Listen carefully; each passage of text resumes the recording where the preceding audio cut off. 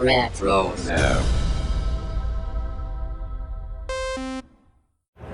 Hi, this is Emily Swallow, the Armorer in The Mandalorian. You're listening to Dennis and Jay on Podcast Stardust. This is the way.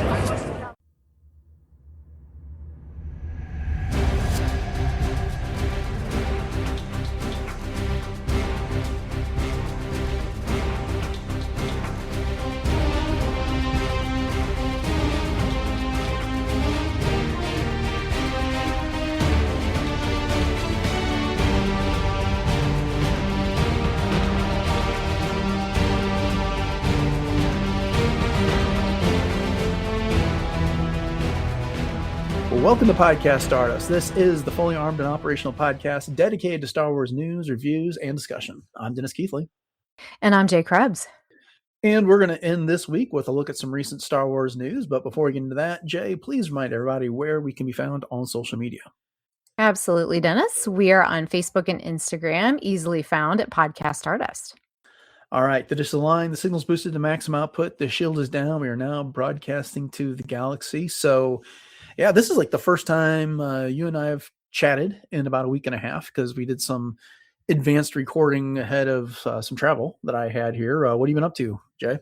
We did. Well, I've been working my new part-time job, which has been a lot of fun. And I just celebrated a birthday. So, we're... Happy birthday. Actually, Thank today. you. We're recording this. Yeah. Another trip around the sun. So that's cool. And then going to get to spend some time with my grandbaby next week. So I'm looking forward to that. And other than that, just kind of plugging along with summer and doing some stuff in my flower beds, and not a whole lot of Star Wars stuff going on right now. Just anticipating things coming out of, San Diego Comic-Con. And then, of course, always looking forward to our chats, our weekly Star Wars appointment, as we call it. But other than that, not a whole lot. How about you? Oh, got to take a little vacation, spend some time on the beach. Didn't get that much of a tan because I was heavily using sunscreen. The only part of me that got burned was the top of my feet, and that was always kind of a problem. But anyway, no one's here for that. I just, I'm curious. You brought up the San Diego Comic-Con, and I was trying to find what, if anything, is going on Star Wars wise at Celebration at Comic-Con at the end of next week, and is just see if there's any chance there's going to be any type of news. I think, as best I can tell, we're maybe going to get some publishing news because I think they have some publishing panels there, but it doesn't look like Lucasfilm proper is there to showcase anything that they're doing, for Disney Plus movies or otherwise there. So I don't know. I don't really have my expectations up for any big news out of there, but it was a number of years ago that we really started hearing about Project Luminous, which became the High Republic. But that was also like 6 years ago. We haven't had that big of publishing initiative announced since then. But anything that you're hoping to hear about or to come out of Comic-Con? Well, I know that we were going to talk about something briefly here in the news that's going to be happening, but I did see that there's a Hasbro Star Wars panel that's happening. And then, like you said, some Lucasfilm publishing. So, I mean, with the 50th anniversary next year, you would think that there'd be something coming out about that, and maybe some new video game stuff. That would be really cool. And any other merch and collectibles is mainly the things that I've got my eye on, my radar on, I guess you could say. Yeah. I'm just kind of scrolling through Fantatrax. It's got a roundup of stuff that's going on there. And there's Lucasfilm publishing stories from a galaxy far, far away. This is on Friday. There's a high-end Star Wars collectibles panel, a galaxy of Star Wars comics from Mad Cave Studios and Lucasfilm Publishing, Star Wars books from Random House Worlds, the Hasbro Star Wars panel, and and then there's some more retrospective stuff. So anyway, it doesn't look like we're likely to get much in the way of big news. We also kind of light on the publishing front for the rest of this year, so maybe we'll get an idea if we're getting a book or two in the last third of the year. So keep your Yeah, so there's that. keep your ears open for that. Most likely, it won't be coming out in next week's news of this show because that'll be on Friday and record on Thursday nights. So be on the lookout for that for the following week. But Yeah, we'll be eager to exactly. discuss anything that they do put out there. I do see here that there's a Star Wars Zero Company panel going on Saturday, the 25th. So that's pretty cool. Yeah. Give us more gameplay details about that video one. games, yeah. Right. Okay, well, let's get into the news that we have. And up first, the Mandalorian and Grogu is coming home. And by that, I mean it's going to be available on digital platforms, 4K, Ultra HD, and Blu-ray soon. More specifically, it arrives on digital on July 21st. So, next week at this rate. And that'll be on Amazon Prime, Apple TV, and Fandango. If you have movies anywhere, you can buy it on one and watch them on all of those. And then if you like physical media, you can look for it on Blu-ray on August 25th. And there will be a standard edition and then a Beskar collector's edition that includes steelbook, metal posters, special packaging, and the like. Some of the bonus features that are going to be available on the home release includes crafting the Mandalorian and Grogu, and they describe this as discover the craft behind an epic Star Wars adventure, go behind the scenes with artists, creating the stunning puppetry, miniatures, sound design, and visual effects that bring the worlds, characters, and creatures of the Mandalorian and Grogu to life. Biomes from snow to swamp, voyage with director Jon Favreau and his crew to a pair of brand new worlds that may seem a touch familiar to fans of the original Star Wars trilogy. Discover how the ingenious filmmakers constructed snowy landscapes and a living swamp from the ground up. There is Welcome to Shikari. Bustling with troubles like Shikari cannot simply be found, it must be made. Join the film's fabrication as they build an entire Star Wars city with a downtown warehouse, conjuring an epic playground for Mando and his young apprentice. And this is the one that I'm most interested in. Dejarik for real. Sometimes it's the little things. Who can forget the Millennium Falcon's charming holo-chess game introduced in the 1977 film? Witness how the tiny creatures featured in the game were lovingly brought to giant-size life for the Mandalorian's big screen debut. And then there will be an audio commentary from Jon Favreau as well. So we've talked about this in the past. I know we've kind of moved beyond the whole collecting the physical media for these things, but is any of this tempting you? Well, it looks really cool. I mean, the artwork and the way that they've got it packaged with the clamshell and the way that it folds out and, all of the little greeblies, if you will, are really awesome. I probably won't be picking this up only because I feel like, number one, I've got so many of the DVDs already and Blu-rays and that type of thing. But, we were talking about getting back to the shift to the physical media because what happens if streaming goes away or, and the quality and, and so, I mean, it is a little bit tempting, but I think I'm going to pass on it. But I did notice, obviously that it's not coming to Disney Plus just yet. Right. And I'm assuming that that's probably going to be a couple of months down the road. But that being said, do you think that any of these bonus content features will end up on Disney Plus as well? Or do you think that maybe we'll get something different?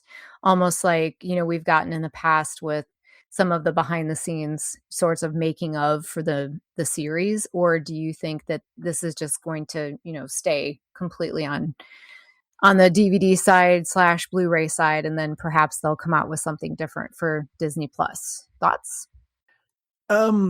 Well, I would not be surprised if the special features were not available on Disney Plus. That some of the stuff that we've already seen that's maybe been on StarWars.com might show up on Disney Plus, some of the making of type things, because they want to encourage people to go through all the phases of engaging with this movie. First in the theater, then on the digital and physical release, and then on the streaming later on that. And as you were pointing out earlier, I expect this movie to be available on Disney Plus by the end of the year. If probably like October would be my guess. But they've kind of taken a step back to the regular type of evolution of availability for the movies, because for a while there, the physical releases weren't coming out until after it was on Disney Plus, because they were trying to drive subscriptions to Disney Plus there for a while for various movies and things. But now they're going back to that traditional model of making it digital and physical media. And then, because the thing is, they know people, especially as diehards, are going to want access to this film. I could be tempted to buy this on one of the digital platforms, Amazon Prime, Apple TV, or Fandango, or something like that. I do have a collection of movies that way. And I know, like, I think most of the Star Wars films, maybe not Solo and the Rise of Skywalker, but in watching these things, because I don't know, maybe next week I will be interested in watching this movie again. But I doubt I'll get the physical copy of it. You made a good point that there's always, they have that right. They can pull them off of their streaming platforms if they want to. You know, Disney could reinvent the vault. That's what they used to do with their movies back in the day. They release them for a limited time on VHS, and then they'd throw them in the vault for a few years and then release them again with extra features to try and get people to buy it again. But, you know, there will be people that buy this on digital, buy it, the physical media, and then also watch it on Disney Plus. Some people just like having the thing on their shelf, and that, more power to them. We all have our own collections. But for me, I can't remember the last time I bought a Blu-ray or a DVD. I know I've received some Blu-rays for some things that I backed on Kickstarter that I've never watched the Blu-ray itself. I just watched the streaming that they made available of whatever little movie that they were offering. But deliberately going out and buying a Blu-ray or a DVD, I can't remember the last time I did that. So Yeah, I'm with you. I think The Last Jedi is the last time that I purchased something physical. yeah, So it's been I'll have it's to been a long time. You'll have to go check and see if I actually have a copy of that. I Yeah. mean, I know I did The Force Awakens and I know I did Rogue One, but I don't remember if I did any of the others. And it was nothing against the movies themselves, because I enjoyed those movies, but it was I got them, but it's just so much easier to turn on the TV and use the remote to get what I want to watch, as opposed to getting up, turning on the PlayStation 5, ejecting whatever other disc is in there, finding the shell for that, putting it away.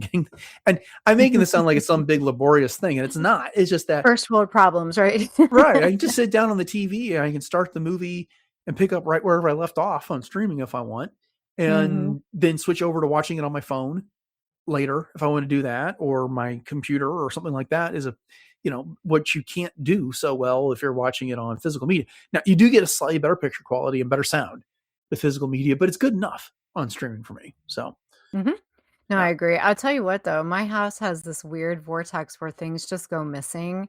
And I think I was telling you about this. I cannot find episode 1, Phantom Menace, or my Revenge of the Sith DVDs, and I know I have them. I can find Attack of the Clones. I watch it every Christmas when I'm putting my tree up, which avid listeners of Podcast Stardust have heard that story before, but I cannot find the other two. So that's another problem too. If you're like me and you have a weird, time space hole in your fabric of your life, I'm sure it'll show up sometime, but yeah, there is that risk too. I have access to the special editions on VHS. I could put my hands on those right now. I know that from cleaning out my office a few weeks ago, but it's just the weirdest thing, because I was looking for it a couple of weeks ago and I thought, oh yeah, I know right where it is. So I go through my DVDs. I'm like, wait a second, where is it? I can't find it. And I was tearing the entire credenza apart looking for it. I still can't find it. So stay tuned. Unrelated to that though, my family and I were watching the most recent episode, X-Men 97, before we started recording while we were eating pizza. And the episode is called X-Men Lies and DVDs. We all know what movie that's a reference to from the past, but DVDs actually played were a plot point in that episode of it. And I was like, that's still technology that you can get today. And that Beskar set from the Mandalorian and Grogu will have the movie available on DVD if you want it that way. But I think it's just as easy to buy a Blu-ray player as it is a DVD player. Now, I haven't tried to buy one recently. I remember the first Blu-ray player I bought was $400. I saved up to get it, researched a lot because it was, there was competing technology. It was kind of like VHS and beta back in the 80s. And then we went to DVDs. There was laser discs rather, and then DVDs. And then we were getting to the high def stuff. There was a competition between Blu-ray and it was HD DVD or UHD, I can't remember, Ultra HD, something like that, DVDs on there. And I kept researching to see which one was going to work out.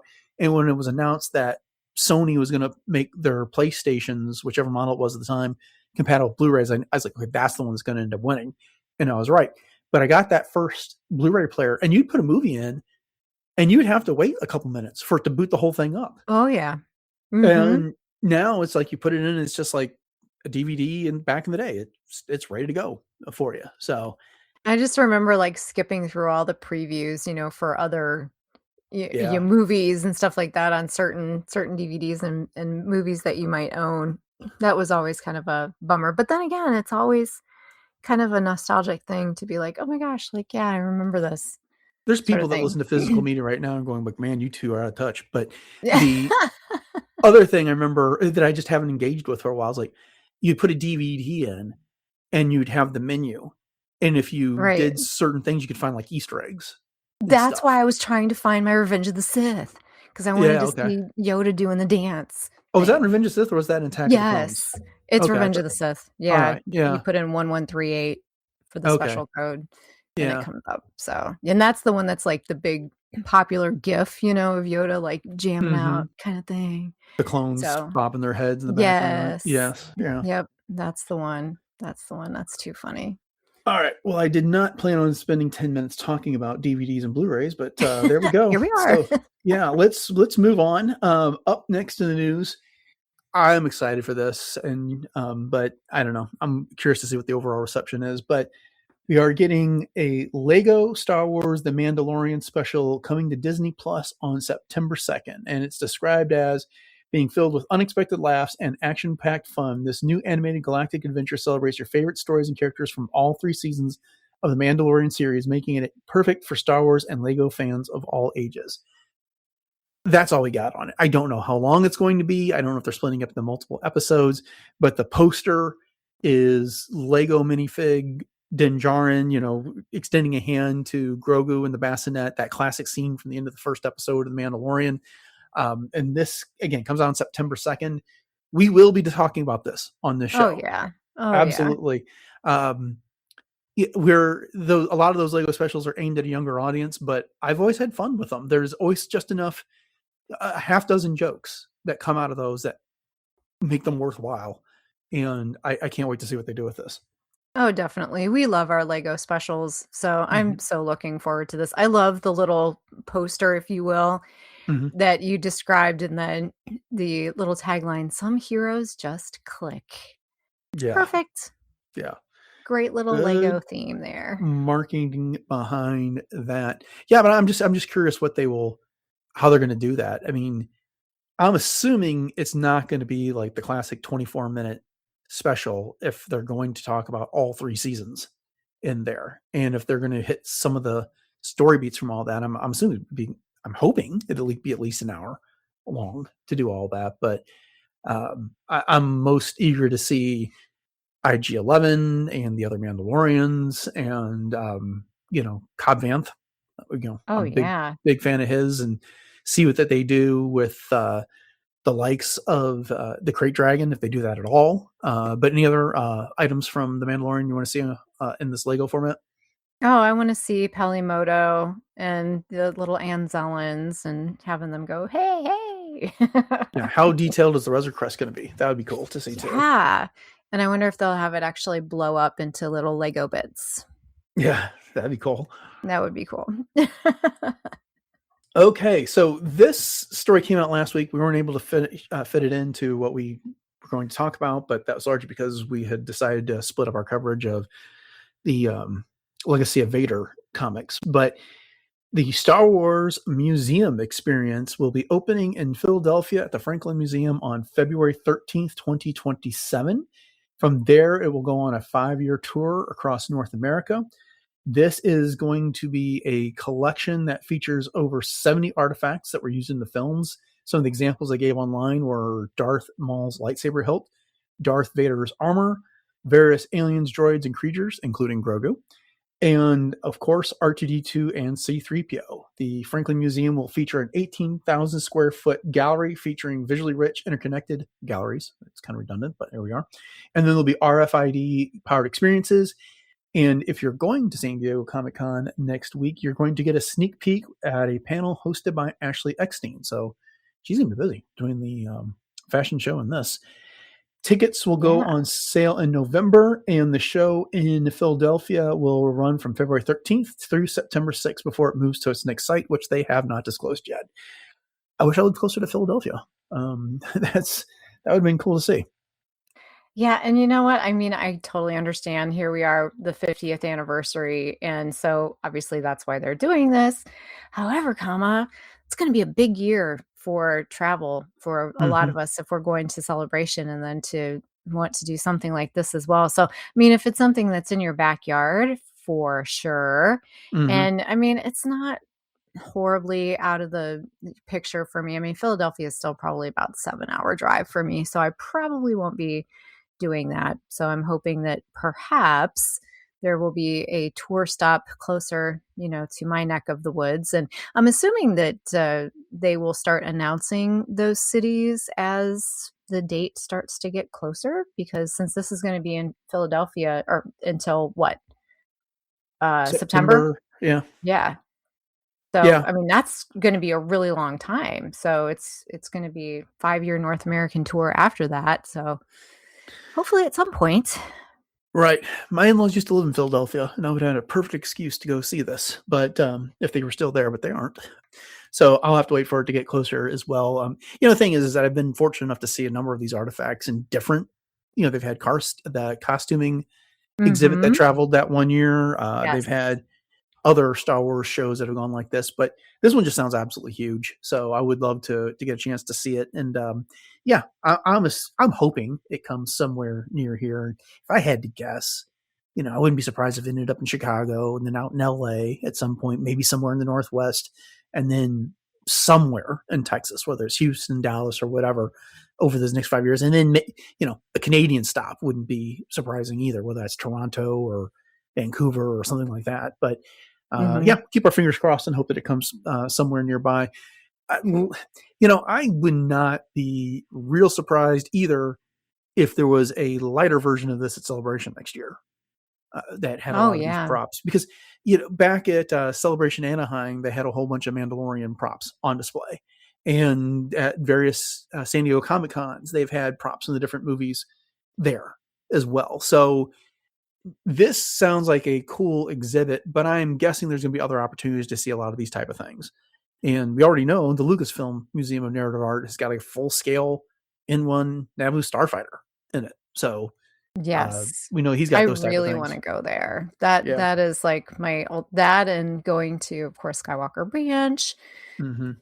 Definitely two things on my bucket list. But I'm with you. I was able to see the Power of Costume in New York City back in, I believe that was 2016, I want to say. And then COSI here in Columbus had a great exhibit when my kids were little that was really extensive. And then I know it's not on the same level, but Rancho Obi-Wan had that amazing exhibit at the last Celebration in Anaheim as well. So yeah, we've definitely been very fortunate to be able to see some really cool things up close and personal. But I'm hoping maybe they're going to not live stream this particular panel, but maybe it'll be available on YouTube after the fact, because I think that would be really cool to watch. Because I know the fashion show, a lot of times that Ashley has, her Universe fashion show is oftentimes available on YouTube after the fact as well. Yeah, we'll see. Yeah. All right, last story in this week's news. There is a new record for Star Wars props that were screen used Star Wars props, I should say, that were been sold at auction and the price they fetch. And in this case, it is the original lightsaber Mark Hamill used in The Empire Strikes Back for the duel against Darth Vader, and it went for a whopping $3.75 million. This was confirmed by Heritage Auction. They were auctioning off a whole bunch of different props and stuff like that. If you look online, you can find pictures like it's the Luke's severed hand holding the lightsaber. Is the way they displayed it, I guess. But we've had an opportunity to talk, about a lot of these props that have gone up for auction. And on one hand, how cool it would be, but you and I, I don't want to rehash the entire conversation. We kind of came down on we'd probably rather do the experiences rather than trying to safeguard one of these props for all time. But Right. when you got this kind of money, you can probably do both. So anyway, that's cool. I somehow missed that was even going up for auction. I'm really curious to find out who got it and what they're going to end up doing with it. Yeah, and what's crazy about this is that, I mean, realistically, even though it is obviously the prop that was used, I mean, some of these homemade Home Depot lightsabers Mhm. are right around the same, kind of lineage, I guess you could say, as far as the parts go, because we all know that these lightsabers were put together from old camera pieces and, hodgepodge together from different, props and just things laying around the set, which I think is just so cool. So I'm not trying to take away from the prop itself, but it's just funny that here this is it's obviously the nostalgia of this piece itself, not how it was made. So, but obviously the person that bought it is not worried about gas prices either. So, Oh, good Lord, no. Yeah. That was some shock for me when I got back from vacation and saw Oh yeah, how I'm much it was sure. going to cost to finish up fill up my truck. But yeah, Yeah. no, I mean, again, it's yeah. There's obviously something to knowing that you're one of your favorite heroes from screen use this in the making of the movie, and you always have those bragging rights, and you'll have all the certifications from Lucasfilm, or I guess it was not Lucasfilm, but there's a description of how this prop got handed down and ended up in the auction, and it was inherited by the son or grandson from the person who made it on the set, and now they were putting it up for this auction, and that's great and all, but wow, I wouldn't want to keep it in this house, and I don't know where I'd store such a thing because that's just too much. That's something of too much value. I'd be afraid that someone would come get it at all times. But Yeah, that's you neither here nor definitely there. have to get some like major insurance on that. Like, what would you put that under as far as insurance goes? Just household goods? I think there is a collectibles category on Okay. there.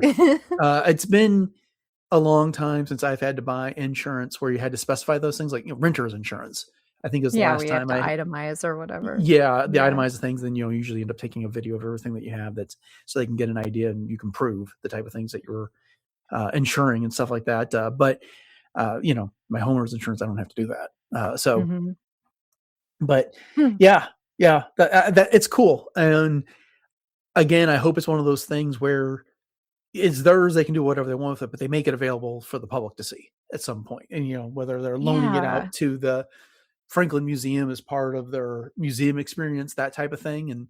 But that's what I'd do, is if I had these props, is that yes, I would periodically put them in my home as maybe a centerpiece for a party or reception or something like that. But I would want to share it with the public, not that they could handle it, but that they could at least see it.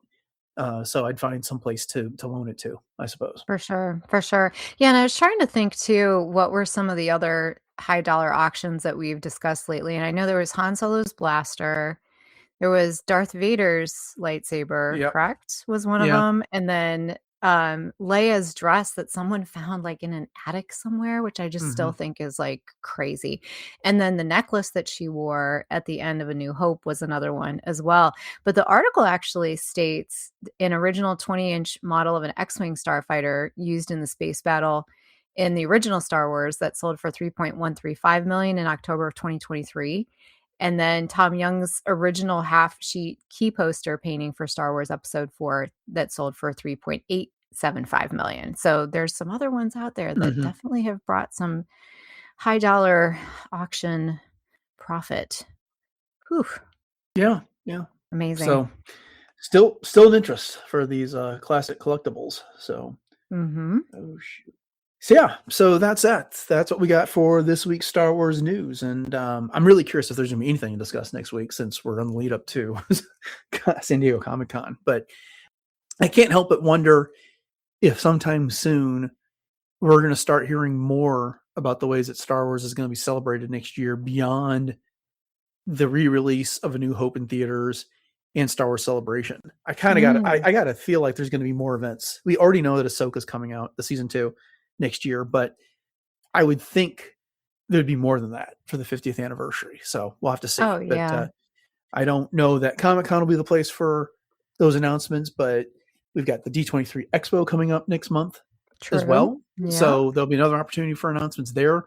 And we'll see. We'll keep our ears open and our eyes peeled and see what they tell us. But Indeed. I'm excited. It's going to be an interesting year. Yes, Okay. very excited. Well, with that, I want to thank you all for joining us for this episode of Podcast Stardust and this discussion of Star Wars news. So we hope you've enjoyed it. And if you haven't done so already, we would invite you to subscribe to the podcast on your podcast of choice. We're pretty much available everywhere. And while you're doing that, we'd appreciate your ratings, reviews, comments, likes, follows, thumbs up, whatever it is that you do to express appreciation on your podcatcher. And Jay's going to give you some other places to reach us here in just a bit. I'd also like to remind you can find the entire back catalog of the show over on RichardZepp.com. That will include all previous 1,058 episodes of the show, as well as the other great shows that are on the network. Jay, do you want to go ahead and remind everybody what those social media contacts are and where else we can be found online? I would love to do that, Dennis. And I just want to say a quick hello there to anyone who is new tuning into Podcast Stardust. And as Dennis was saying, there's lots of ways to engage with us further. The easiest way is on Instagram and Facebook at Podcast Stardust. And you can also check out all of our Pinterest boards that has so many different fun ideas for everything Star Wars.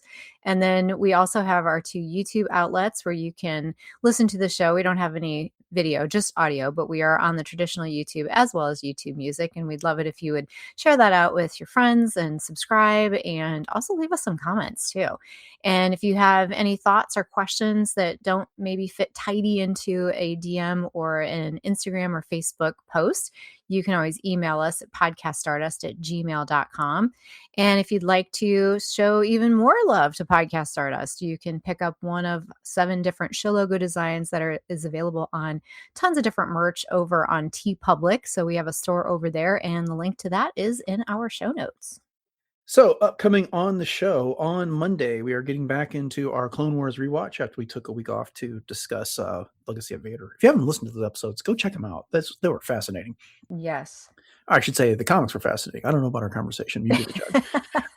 Oh, come on, Dennis. Yes. Yes.